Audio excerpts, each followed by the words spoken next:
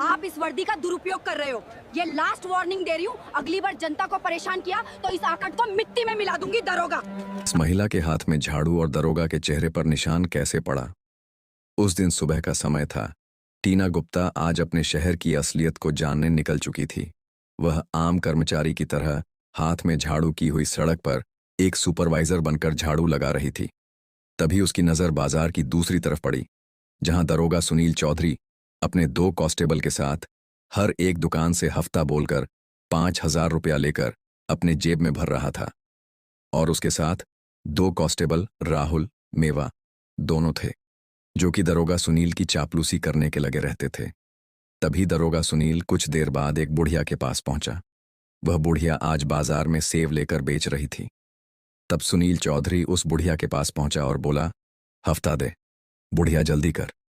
बुढ़िया बोलती, साहब अभी अभी तो दुकान खोली हूं, कृपया कुछ देर बाद ले लीजिएगा। इतना बोलते ही दरोगा का पारा चढ़ गया।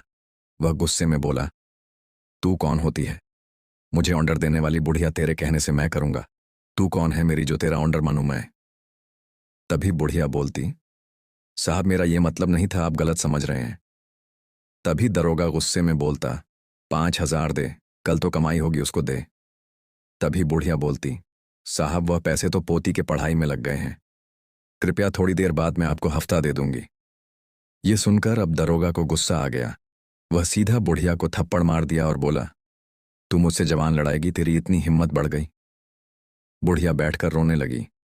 लेकिन यह सब इतनी जल्दी में हुआ कि एक पल के लिए डीएम मैडम को लगा कि यह सपना है, लेकिन अगले ही पल उनको एहसास हुआ कि यह सपना नहीं है, यह असलियत है, हमारे कानून के रक्षक की। उसकी आंखों ने आंसू भर चुके थे। वह सीधे आगे बढ़ी और सख्त बोलती है, दरोगा जी, आपने इन्हें क्यों मारा? तभी दरोगा बोलता, अब तू कहां से आ गई दया दिखाने? तू एक कचरा साफ करने वाली है, जाकर अपना काम कर, वरना मेरे काम में दखल देने के जुर्म में अंदर डाल दूंगा अभी। डीएम टीना गुप्ता दरोगा की बातों को नजरअंदाज करते हुए गुस्से से बोली, मैंने पूछा, इनका क्या कसूर था जो आपने इन्हें मारा? आपकी हिम्मत कैसे हो गई? एक मजदूर बूढ़ी औरत पर हाथ उठाने का किस किताब में लिखा है कि आपको हक है महिला पर? लेकिन अगले ही पल डीएम टीना ने एक कॉल लगाया। दूसरे ही पल एक सरकारी जिप रुकी, जिससे बड़े बड़े अधिकारी उतरते हैं और कुछ मीडिया। डीएम मैडम बोलती, आप लोगों ने देखा यहां का सच? लेकिन दरोगा को अब भी कुछ समझ नहीं आ रहा था। अगले ही पल आईपीएस मैडम को सैल्यूट किया, जय हिंद मैम। यह सुनकर दरोगा के मानो होश उड़ गए। डीएम ने सख्त बोला, इसको तुरंत सस्पेंड करो।